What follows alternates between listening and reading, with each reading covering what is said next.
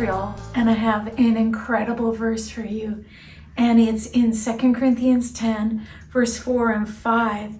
And it says, the weapons of our warfare are not carnal, but mighty in God for pulling down strongholds.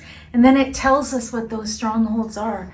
They're things, arguments, imaginations, things in our mind, anything that tries to intimidate us or exalt itself against us knowing God. And we're actually told to take it captive, those thoughts, and make them obedient to Jesus. Well, it can be so scary to have thoughts that just keep going in your mind, like you're on a Ferris wheel and you just keep going round and round and round, and you can't stop it. And it's making you a captive. Your bad thoughts are controlling you. Well, it's interesting. This verse says we have the power to stop it, to stop the mind from taking control, to cast down those arguments or imaginations.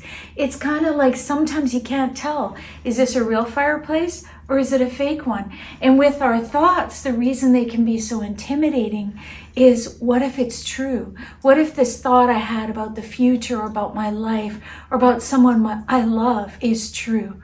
Well, the Bible says we're not powerless. If we know Jesus, we have the power to cast down arguments, imaginations, things in the mind that are trying to intimidate us. So use this verse. Try it sometime. You feel oppressed, you feel overwhelmed, cast it down. Even if you just quote this verse, 2 Corinthians 10:5, I cast down every imagination, everything in my mind. And guess what it says? I send it to Jesus. I send this thought, bringing every thought into captivity to the obedience of Christ. We make captive our thoughts. Our thoughts don't make us captive. We have the power to take them captive and send them to Jesus. Bye.